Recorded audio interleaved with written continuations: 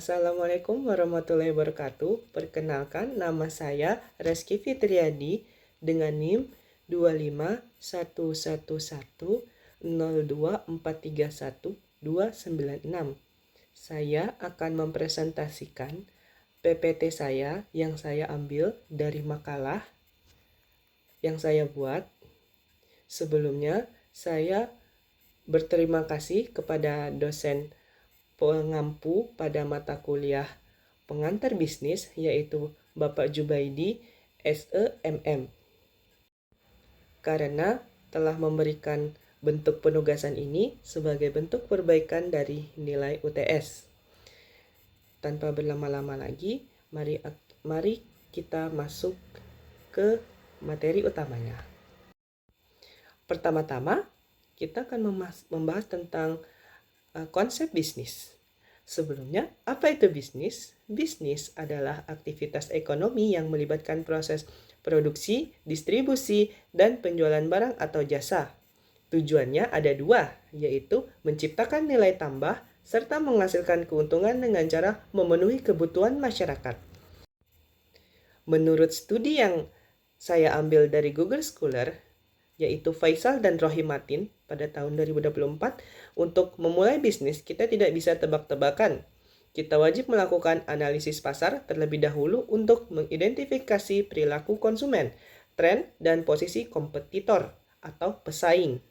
Dari sana kita lakukan segmentasi pasar berdasarkan 3 aspek penting, yaitu demografis seperti usia dan pendapatan, psikologis seperti gaya hidup dan nilai-nilai serta geografis berdasarkan lokasi atau iklim. Agar bisnis terus relevan, kita butuh pengembangan produk yang berfokus pada adaptasi terhadap dinamika pasar serta inovasi fitur baru guna meningkatkan daya saing. Semua ini dibungkus dalam strategi bisnis yang mengutamakan efisiensi operasional, internal, dan perencanaan pertumbuhan berkelanjutan jangka panjang. Selanjutnya adalah etika bisnis dan tanggung jawab sosial. Bisnis yang hebat adalah bisnis yang berjalan di atas koridor etika. Etika bisnis adalah pemandu operasional kita untuk membangun kepercayaan dan hubungan baik jangka panjang dengan semua pihak. Ada 3 prinsip fundamental, yaitu keadilan, kejujuran, dan transparansi. Selain itu, perusahaan modern wajib menjalankan peran Corporate Social Responsibility atau CSR. Ini adalah bukti nyata kepedulian perusahaan terhadap lingkungan dan masyarakat sekitar. Ingat, kesuksesan sebuah bisnis dinilai dari seberapa besar dampak positif dan keberlanjutan yang bisa ia berikan kepada seluruh pemangku kepentingan. Selanjutnya, bisnis global dan tantangannya. Kita memperluas wawasan dan pengetahuan kita bukan hanya berbisnis di suatu negara, tetapi kita juga bisa berbisnis antar negara. Globalisasi telah membuka pintu lebar-lebar bagi kita untuk melakukan ekspansi pasar global. Keuntungannya luar biasa. Kita bisa mengakses bahan baku yang lebih efisien dan berkualitas, serta meningkatkan kelola ekonomi perusahaan. Namun, ke pasar internasional berarti siap menghadapi ombak tantangan. Pertama, perbedaan budaya, di mana kita harus sensitif terhadap nilai, simbol, dan bahasa konsumen setempat. Karena setiap daerah memiliki budaya yang berbeda-beda. Kedua, regulasi, yaitu rumitnya sistem hukum dan politik antar negara. Dan yang ketiga, proteksionisme, berupa kebijakan tarif atau quota yang sengaja dibuat oleh negara dengan tujuan untuk melindungi bisnis domestik mereka. Selanjutnya adalah bentuk kepemilikan usaha. Bentuk kepemilikan usaha umumnya terbagi menjadi 2, yaitu usaha non-korporasi dan usaha korporasi.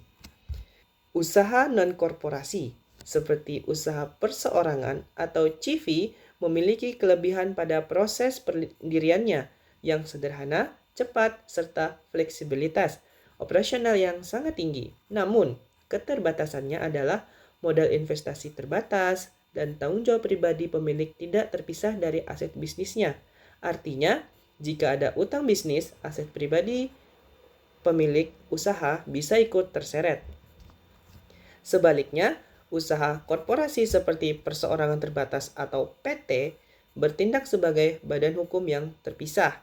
Kelebihannya adalah akses ke modal besar jauh lebih mudah dan tanggung jawab pemegang saham sifatnya terbatas. Tentu saja ada konsekuensinya. Proses pendirian dan perizinan jauh lebih kompleks, serta membutuhkan biaya administrasi dan kepatuhan hukum yang lebih tinggi. Selanjutnya, kewirausahaan dan rencana bisnis. Kewirausahaan adalah kemampuan menciptakan peluang baru lewat kreativitas dan inovasi. Namun, kreativitas tanpa rencana yang matang akan sia-sia. Kita memerlukan perencanaan komprehensif untuk menetapkan tujuan, meramalkan penjualan, dan menyusun proyeksi keuangan. Kita juga butuh strategi pasar yang efisien guna menemukan ceruk pasar atau niche market dan membangun keunggulan kompetitif. Jangan lupa untuk melakukan pengelolaan pendanaan dengan bijak. Terakhir, seorang wirausahawan harus memilih model bisnisnya. Selanjutnya, lingkungan bisnis di Indonesia. Lingkungan bisnis di Indonesia menganut sistem ekonomi campuran. Sistem ekonomi campuran ini adalah perpaduan yang unik antara ekonomi terpimpin, di mana pemerintah aktif melakukan intervensi melalui kebijakan dan regulasi, dan ekonomi pasar, di mana produsen dan konsumen memiliki kebebasan berinteraksi berdasarkan mekanisme permintaan dan penawaran. Untuk dapat bergerak di lingkungan ini, sebuah bisnis wajib mengoptimalkan 4 faktor produksi esensial. Pertama, sumber daya fisik, mencakup ketersediaan SDA dan fasilitas produksi. Kedua, modal, yaitu dana segar untuk inisiasi dan profesional. Ketiga, tenaga kerja, angkatan kerja dengan keahlian spesifik. Keempat, sumber daya informasi berupa data-data krusial untuk mendukung setiap keputusan strategis kita. Selanjutnya, manajemen dalam organisasi. Ada 4 pilar utama manajemen atau biasa yang kita kenal dengan POAC. Planning, menetapkan arah strategis. Organizing, mengalokasikan sumber daya. Actuating, memotivasi dan mengarahkan karyawan. Serta controlling, memantau kinerja agar tujuan tercapai. Struktur organisasi ini digerakkan oleh 3 tingkatan manajemen. Pertama, manajemen puncak sebagai penentu kebijakan umum. Kedua, manajer madya yang menerjemahkan ke operasional divisi. Dan yang terakhir, manajemen lini pertama yang mengawasi tugas harian lapangan. Dalam keseharian seorang manajer harus memainkan 3 peran kunci sekaligus. Peran interpersonal sebagai pemimpin, peran informasional sebagai juru bicara, dan peran desisional selaku pengambil keputusan. Selanjutnya, manajemen sumber daya manusia atau MSDM. Manajemen sumber daya manusia memainkan peran penting untuk mengelola tenaga kerja demi pertumbuhan berkelanjutan. Siklus MSDM dimulai dari rekrutmen dan seleksi yang ketat untuk menjaring talenta terbaik. Setelah masuk, talenta tersebut harus dijaga melalui kompensasi dan tunjangan yang kompetitif mulai dari upah hingga program pensiun.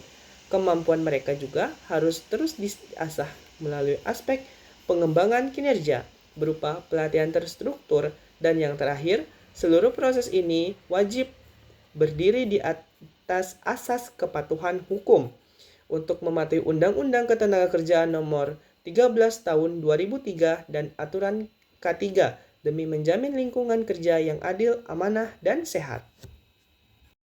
Selanjutnya, proses dan strategi produksi. Proses strategi dan produksi adalah menciptakan nilai produk melalui 3 kegunaan, yaitu kegunaan bentuk, mengubah bahan mentah jadi bahan jadi, kegunaan waktu, memastikan produk siap saat pasar butuh, dan kegunaan tempat, memastikan produk berada di lokasi yang mudah diakses. Kunci sukses produksi modern terletak pada dua hal. Pertama, penerapan Total Quality Management atau TQM yang melibatkan semua elemen dari karyawan hingga pemasok untuk menjaga standar mutu tertinggi secara konsisten. Kedua, melakukan optimalisasi rantai pasokan atau supply chain, mulai dari pengelolaan bahan baku, mentah, hingga barang sampai ke tangan konsumen akhir secara efisien dan berintegrasi. Selanjutnya, strategi pemasaran modern. Di era modern ini, kita mengenal konsep klasik yang berevolusi, yaitu bauran pemasaran atau 4P. Produk yang relevan, harga yang mencerminkan nilai optimal, distribusi atau place di waktu dan tempat yang tepat, serta promosi melalui iklan maupun hubungan masyarakat. Strategi ini dipertajam dengan melakukan segmentasi pasar yang lebih spesifik berdasarkan perilaku konsumen agar penargetan iklan menjadi efektif. Pemasaran digital. Melalui media sosial kita menciptakan penyebaran yang vital, menjangkau audiens global dalam hitungan detik, dan memperkuat interaksi langsung dengan pelanggan kita. Selanjutnya, pengelolaan modal dan investasi. Pengelolaan modal dan investasi, konsep dasar yang harus dipahami adalah nilai waktu uang atau time value of money. Uang saat ini jauh lebih bernilai daripada uang di masa depan karena adanya potensi pertumbuhan majemuk, di mana bunga bisa menghasilkan bunga lagi. Aturan 72 atau Rule of 72 adalah cara cepat bagi para investor untuk menghitung beberapa tahun yang dibutuhkan agar nilai investasi mereka berlipat ganda pada tingkat suku bunga tertentu. Selain itu, mengelola kekayaan atau modal, kita bisa memanfaatkan instrumen seperti reksadana sebagai sarana investasi kolektif. Sementara itu, internal bisnis sendiri, sumber pendanaan, bisa kita peroleh dari 3 pintu utama: pinjaman bank, suntikan dana dari investor, atau modal ventura maupun penerbitan obligasi atau surat utang kepada publik. Selanjutnya, transformasi digital dalam bisnis. Teknologi digital telah mengubah lanskap bisnis secara fundamental. Sisi positifnya, digitalisasi mampu menciptakan peningkatan efisiensi dan kolaborasi yang luar biasa, merampingkan alur kerja, mendukung kerja jarak jauh, dan memangkas biaya operasional secara signifikan. Namun, teknologi digital ibarat pisau bermata dua. Ia membawa tantangan baru dalam hal keamanan cyber. Oleh karena itu, perusahaan harus sigap melakukan mitigasi resiko digital. Caranya adalah dengan mengimplementasikan sistem keamanan seperti firewall, mengamankan data rahasia melalui enskripsi, dan yang tidak kalah penting, membangun budaya etika digital internal perusahaan untuk melindungi aset informasi strategis. Dan materi terakhir, prinsip bisnis Islam. Prinsip bisnis Islam berbeda dengan etika bisnis sekuler atau materialisme. Bisnis Islam berdiri kokoh di atas landasan syariah yang mengedepankan nilai kejujuran, keadilan, dan amanah dalam setiap transaksi. Perbedaan mendasar yang melandasinya dari segi asas, panduan utamanya adalah syariat. Secara motivasi, tujuannya bukan sekedar profit material di dunia, melainkan mengejar kesejahteraan dunia dan akhirat yang disebut dengan falah. Dari segi etos kerja, bekerja dipandang sebagai bentuk ibadah dengan tanggung jawab moral yang tinggi. Dan dari sisi sumber daya, bisnis ini secara eksklusif menggunakan instrumen dan bahan yang terklasifikasi halal, serta menjauhi praktik terlarang seperti riba, gharar atau ketidakpastian, dan masyir atau perjudian. Paradigma ini menawarkan perspektif keberlanjutan baru yang sangat bernilai bagi dunia bisnis modern. Kesimpulan yang bisa saya sampaikan dari materi yang saya presentasikan adalah bisnis yang sukses di masa depan bukan hanya tentang seberapa besar keuntungan yang kita raih hari ini, melainkan bagaimana kita mengombinasikan strategi pasar yang tajam, manajemen SDM yang manusiawi, adopsi teknologi yang bijak, serta landasan etika yang kokoh untuk membangun fondasi ekonomi yang berkelanjutan. Sekian dan terima kasih. Wassalamualaikum warahmatullahi wabarakatuh.